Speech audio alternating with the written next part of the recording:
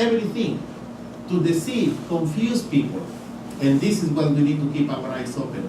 So the subject for today is what? The character of God. Can somebody know any definition about character? The definition. Mhm. We use it all the time. I know, yeah, right? We use it every day, but some people, they in the dictionary said the moral and qualities that distinguish a person. So, and those are very important for us. If we want to study the character of God, where do you think is the best place to find what is the character of God? In His Word. Jesus even said, by the fruits you will know it. Is that right? So we can see by the work that is being doing, always express the character of the person. Is that right? If you know a person for 15, 20 years, always is kind, peaceful, nice. Does it say a lot about his character? Definitely yes. So, in the character of God, something important. Who started the plan of salvation for this world? Do you think Adam and Eve, they were asking, please God save us? They never asked to be saved, right? So the plan of salvation was started by who? By God, right? Who brought Adam and Eve to the situation that actually lead us to the consequence that we are paying here now? Satan. Did you see when the conflict started, right? The conflict between good and evil started right after God created Adam and Eve. And if you study the Bible, you will find that there was a war in heaven. So this conflict goes beyond when before the earth was created. So the plan of salvation is really initiated by whom? By God. So many people, something that I knew many years, I heard, we are living on the time of grace, right? Have you heard about it? It's very common. This is the time of grace. But what is said in the Bible, in the book of Genesis, about Noah? Noah found what? Grace. Is grace new? No, grace existed always. Why? Because that's the character of God, right? What happened is grace is about to run out, and we need to be careful. We need to prepare properly. Even Paul said, don't receive the grace of God in vain. Because even the grace is there, many people don't use it properly. It's a gift. And, like any gift, you can put it in your closet and leave it there, never unwrap it, right? And that's what we need to be careful. But Noah found grace in the eyes of the Lord. Let's see another Bible verse from the Old Testament. It is the Lord's what? Mercies that we are not consumed. Because what? Compassion fell not. They are new what? Is that amazing? Great is what? Thy faithfulness. What do you think about the character of God? Merciful, full of compassion, renewed every morning, and is very faithful. So do you think that God will lie? No, because He is faithful. This is in 2 Timothy. He has saved us and called us to a holy life. So sometimes people don't like that part. Holy life. See, I just need to believe in Jesus and I will be saved. But here the Bible said, He has saved us definitely and called us to what? To a holy life. Not because of anything we have done, but because of His own purpose and what? Grace. This grace was given us in Christ Jesus when? Before the beginning of time. Before the beginning of time. Is there any representation of Jesus at the beginning of creation? If you look in the book of Genesis, right 2-3 Bible verses before the end, you will find that Adam and Eve, they were coated with what? Skins. Okay? They were coated with the skins. So those skins came from what? From animals. And that skin was brought by God. So who made the first sacrifice for them? God made the first sacrifice for them, right? So we see the grace of God from the very beginning of time. Ephesians said, for by grace are you saved through what? You see, he keeps adding a little bit more features. Faith. And that not of yourself is what? Gift of God. So that's what Paul said. Please do not receive the grace of God in vain. Not works lest any man should boast. And there is another method. God used grace, God used mercy, God used compassion, but God needs to use some people. And the people that he used in the Old Testament, how do they call them in the Bible? Prophets, right? If you look in the book of Proverbs, okay, this word, who are the people who had visions? The prophets. So that's what many translations, they said, where there is no prophecy, the people perish. Can you imagine?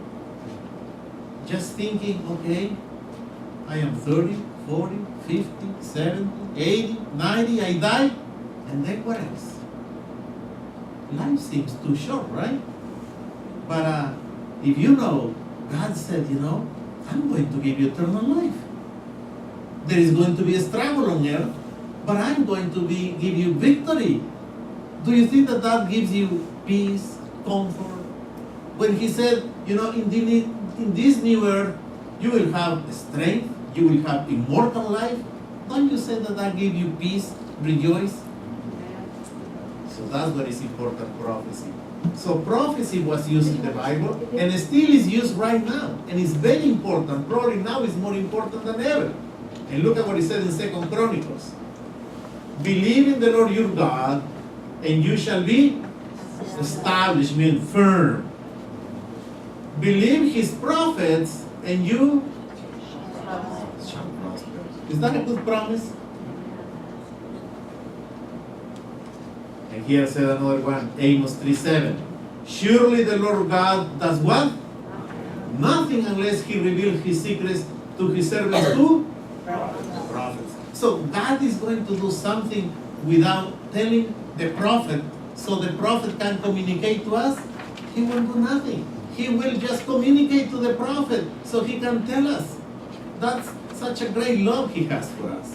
Because God knows the past, the present, and the future, and know what is going to outcome of whatever events is going to happen in the world. And he's going to give us the warnings for everything. But all these people, and in the Bible, there is going to always been what? Disappointment.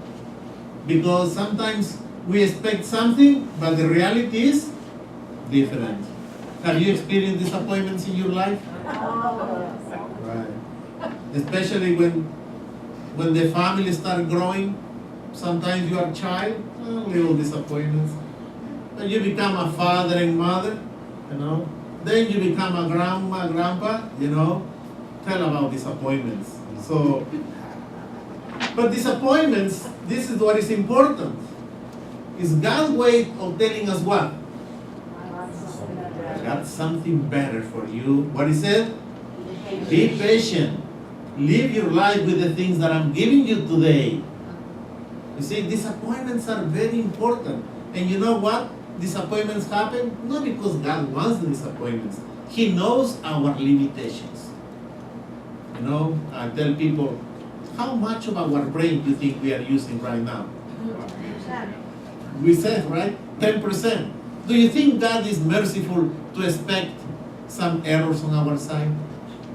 But still he uses, still he leads us, because he knows he will do it step by step, little by little. Is that mercy from our Lord? Tremendously. Let's see a few examples of disappointments. We know the story of Jonah. That's in Jonah 4:10-11.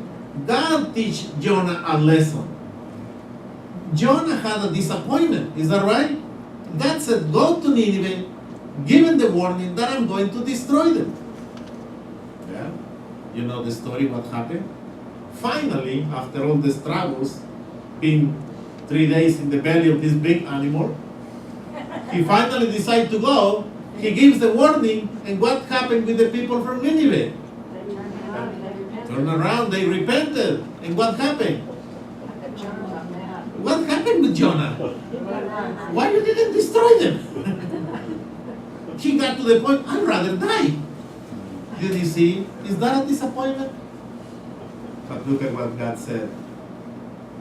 He said, should not have regard for Nineveh, the great city, where there are more than 600,000 persons that cannot discern between the right hand and the left hand, and also much cattle. So you see, God is worried. He understands that we as human beings, sometimes we have problems with understanding. We have problems to discern. And He's patient with us. And He's teaching Jonah what?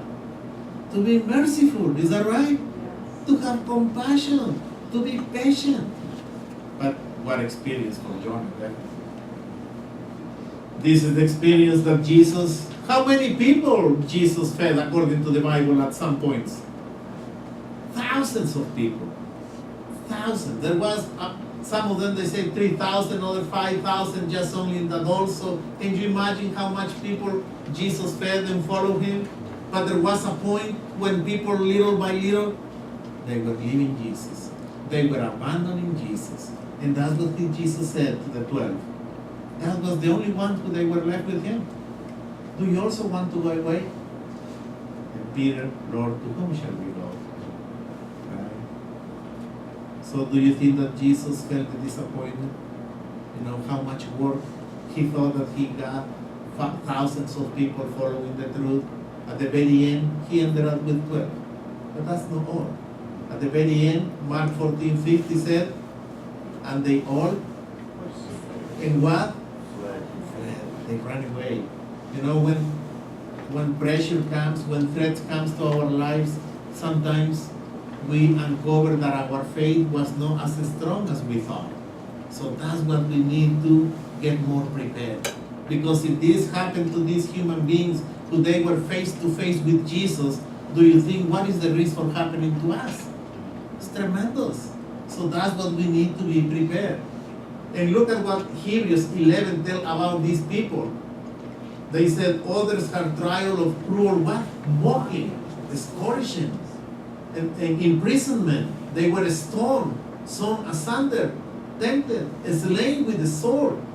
They were wandering about in sheepskins and goat skins, being destituted, affected, tormented. Here said, of whom the world was not worthy. They wandered in deserts and mountains, dens and caves of the earth. And these all, having obtained a good report through faith, received no what? They did not receive the promise. God having provided some better things for us, that they without us should not be made perfect. Do you see how important it is for you? Are you willing to go through those situations? The question is, are we prepared to go through that? Or like the apostles, they fled when they saw the sword. That's what this seminar is about. Be prepared to know Jesus. And we need to be careful. We need to know the will of God. We need to receive the power from heaven. Without that power, no discover and experience and make part of our lives, we run the risk to flee from whatever situation. But despite those situations, these people eventually, you know, when Jesus resurrected and went back with Him, their hope came to their lives. Even though they fled, Jesus still used these people. And He gave it this big commission. This gospel of the kingdom shall be preaching all the world for a witness unto all nations. And then send what is said here? Is the end coming? It's very important to know that the end is coming when this gospel is preached in the whole world. Look at what it follows after Matthew 24. This is Matthew. Look at what it says. When you therefore shall see what? Spoken by whom? Sometimes people say, why you guys like to talk a lot about Daniel? Right? It's because Jesus asked us to. And whatever Jesus says, should we follow? We should follow. And when He talks about Daniel, He speaks about a specific situation. What is that? Abomination of desolation. And they said what? Stands in the holy place. If you read the rest of the Bible, He used two words here very important. Whoever reads it, what he said? understand it. Because you can read it, but you cannot understand. It happened to you sometimes? Yeah. See, about recipes, I see the recipes of my wife, I read it, I said, I don't know what it really means, One thing is reading, another thing is understanding, and that's a big difference. So, and what is important about Daniel? If you look at the final chapter of Daniel, and by the way, who has read the whole book of Daniel? Okay, I'll recommend you to read it again. It's very important. I read it several times. There is always different understandings that God gives us every day. But look at what happened with the book of Daniel. When the angel tells Daniel, shut up the words, and what is said here? Seal the book. For when? To the time of the end. And at the time of the end, many shall run to and fro, and knowledge shall be increased. So this book has been sealed. Daniel wrote those things maybe 500 years before Jesus comes. And look at this book was remained sealed for how long? This book was sealed almost until around 1800s. People start studying and looking about these prophecies. Because they said, Jesus said we need to look for the book of Daniel. So people start studying that one, and that happened around the 1800s. But look at what happened with the book of Revelation. And he said to me, what about the book of Revelation? For the time is? Do you see, when this book of Revelation came out, when this book of Daniel was opened, Daniel was sealed and then was unsealed. But the book of Revelations remained unsealed because those are important for the time that we are living. And that's when we start studying Daniel. The method that God teaches is amazing. It's like when kids, I think, is that true, Lori? When you go to college, school, the first day, usually what do they do the first day? The syllabus, right? The first day is an overview of everything. So we are going to touch this subject, put the rules for everything. It's just an overview of the 4, 5, whatever year you are going to be doing of schooling. But you need to understand the overview. And God tells us here an overview of the whole history of Earth. That's amazing. God is such a perfect teacher. Everything that you see from God is perfect. And these methods, we use it even. And when we use it in our secular life, always bring success. So in Daniel chapter 2, for the ones who have not read it, Daniel chapter 2, what is the presentation here? A metal man, right? And this metal man has metal because there are different metals, gold, silver, and iron, and here, iron and clay. So we know already if you read Daniel 2, as you read the first part, at the very end is the interpretation.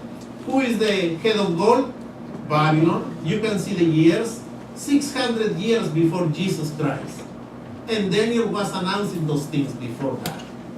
Then it comes who? Middle Persia, then Greece, then Rome, then the 10 divisions of Rome, and then something else is described there. There is a rock who hit the feet exactly when those 10 divisions of Rome are happening. And who is this rock? Christ.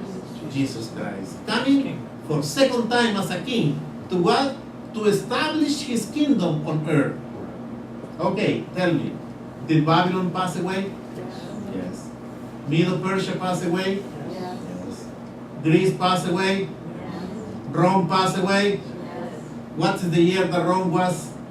Here you can see it, little. 476 is the year that it was considered the fall of Rome. Okay? Rome was divided. In how many?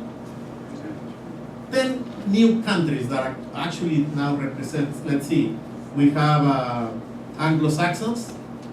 Who become them? England. The Franks. Who else?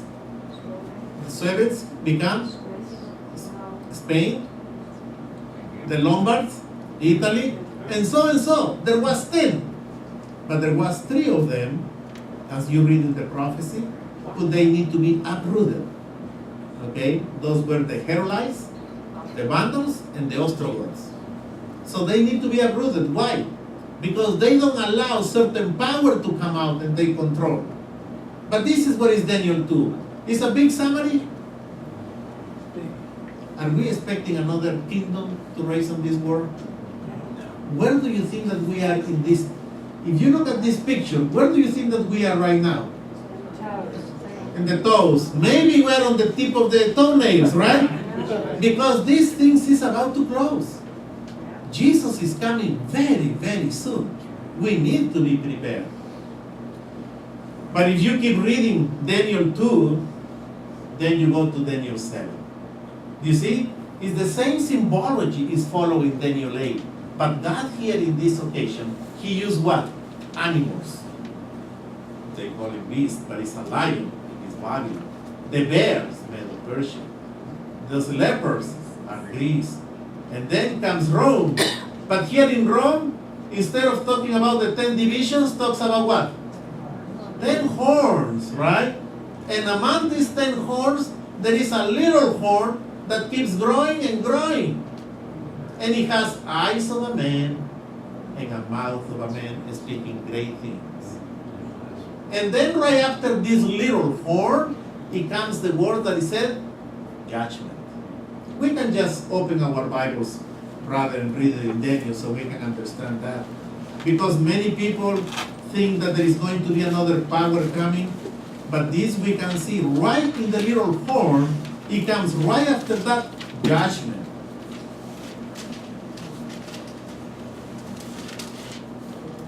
Let's read, for example,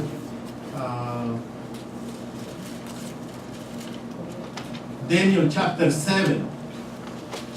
Look at what is, you can see the transition. Daniel chapter 7 in verse number 8.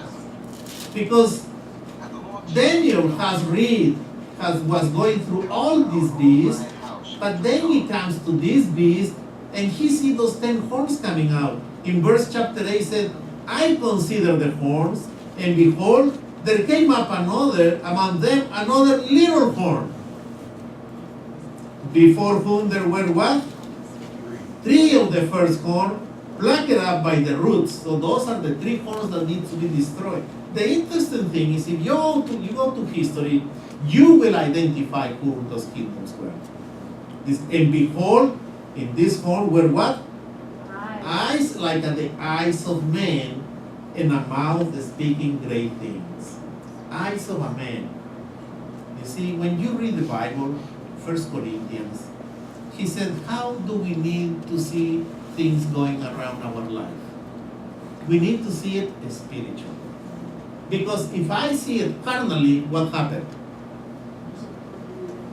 How do you call this tendency right now when everything is seen with the eyes of men? This is what is called right now humanistic ideas. Because we see it with the eyes of men. But we need to see everything from the point of view of who? Of God. If we lose the spirituality and we see things as the eye of man, it might look good for people, but it might be against God. Let's see. Eyes of man. It's right to love each other. Okay. Is that right? If you have one woman telling another woman, I love you, I need to get married with you, is there a little problem if we don't see it with the eyes of God? You see, that's the thing. We can see things humanistically. Why not? They are equal. We have the same rights. The problem is if we see it with the eyes of men, we are going to fall apart from God. And that's very serious. And then it has a mouth that speaks great things. But then continue reading. In verse 10, look at what it says. Because verse 8 is talking about this little horn. And let's go continue with 9. This little horn is there. And in verse 9, I beheld the thrones were cast down, and the Ancient of Days did sit. So there is a throne that is set, and the Ancient of Days, who do you think is him? God, whose garment was white as snow, hair as like pure wool. His throne was like the fiery flames, and his wheels as burning fire. And look at in verse 10. A fire stream issued and came forth from before him. Thousands ministered unto him, and 10,000 times 10,000 stood before him. Who he's talking about? All the thousands of angels from heaven coming with Jesus, with God. And look at what he said later on. The judgment was set, and the books were opened. So do we see here? This little horn is here, and right after, when this little horn is in the fullness of his power, what is going to come? Judgment. Is that right? There is not going to be any other power. And judgment comes. So it's not going to be ISIS. It's not going to be Russia. It's just this little horn. And judgment comes. And then, if you continue later reading, the kingdom of given to the saints, same thing as we read here. And if we keep moving to Daniel 2, God is giving us the same lesson. He's repeating the same thing from Daniel 2, but he's expanding a little bit more. He's going to give us more details. What about this judgment? So we see here what? A ram who represents Middle Persia. He didn't mention Babylon because already Babylon was gone. Okay? Then he used the he-goat, and who represent Greece. And then he goes right exactly to who? The little horn again. And this part of Daniel 8, for Daniel was so impressive. It was tremendous. Let's go and move to Daniel 8 and review a few Bible verses here. Just one page where you are. Let's go to Daniel chapter 8. Let's go to verse number 9. Look at what he said. And out of them, out of those horns that you see here, came forth what? A little horn. Is that right? So we see again the little horn from Daniel 7. But look at here. It's going to be more details. Which waxed exceeding great. What it tells us that? Growth. Exceedingly great. For the southeast pleasant land, verse 10, waxed great, even to the host of heaven. What it tells you that? Even is going to challenge the things of heaven. God said this, but he's going to challenge the things from heaven.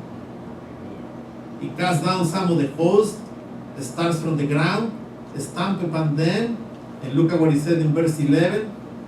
He magnified himself even to the what? Who is he talking here? Who is the prince of the host? Jesus Christ. Did you see what this little horn is doing? Even challenging Jesus. He continued reading. And by him the daily sacrifice was taken away, and the place of his sanctuary was cast down. Remember, if you were not here at the presentation of Lori, what was the purpose of the sanctuary?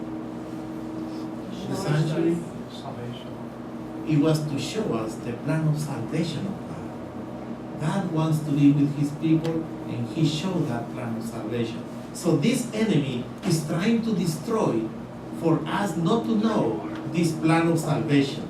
And look at what he said. Keep reading in verse 12. And a host was given him against the daily sacrifice by reason of transgression, and he cast down the truth to the ground, and he practiced and prospered. What he does with the truth?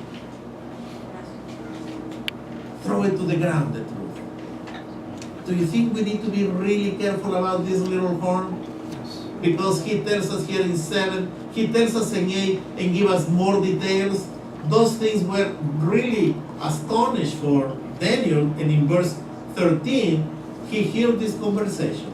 And I hear one saint speaking, and another saint said unto certain which spoke, how long shall be the vision concerning the daily sacrifice? How long shall be the transgression of desolation, to give both the sanctuary and the host to be trodden down under foot? Is what exactly we read. Remember Matthew 24? Jesus said, Pay attention to the book of who? Daniel. And specifically to what? Abomination of desolation. Exactly what he's talking here. Exactly right after he said the end will come, he pinpoints to the abomination of desolation. And look at the answer who comes in verse 14. And he said unto me, 2,300 days, and then what? Sanctuary shall be cleansed. That's what you see here.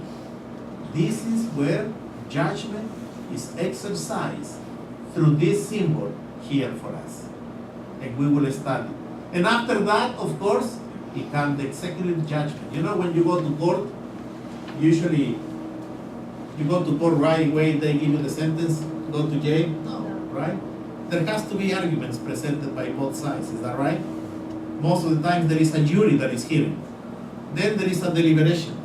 Then there is a sentence, and then what? Needs to start the execution of the sentence. And that's what we see delayed sometimes in this plan of salvation from God. Well, as we move in the book of Daniel, he keeps changing names for those kingdoms, but at the very end, there is only two kingdoms that are going to be in this big confrontation before the end of the world.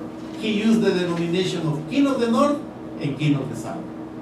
You see, make it easy for us to understand. But this is the whole thing. Here is giving us in this book of Daniel, all in this prophecy, all what is going to be the history of this earth. Nothing else is missing. So this is what he said. Daniel was astonished. He couldn't understand. God sent angels to give him understanding. He was praying, and the angel said, this is going to be for how long? 2,300 days. And this is what this prophecy, if you go to Daniel chapter 9, let's go move one page. Pay attention to, we covered this one on the first night, but we need to review it. I want you to read Daniel chapter 9. Let's go and read. Pay attention to certain specific words that we have here. In Daniel 9, verse 24. Look at what he said here. And probably we should read it because we can pick up some of the important prophetic words here.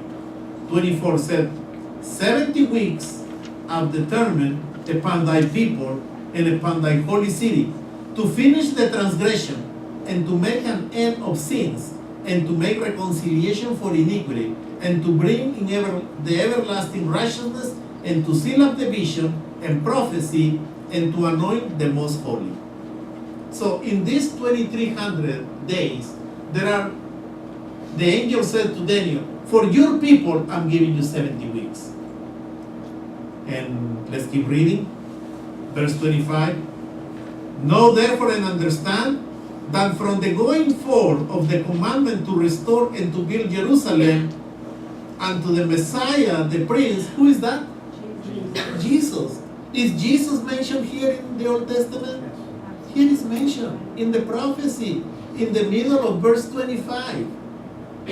And he said, shall be 7 weeks, 62 weeks, and the streets shall be built, and the walls in this troublous time. So here you see what is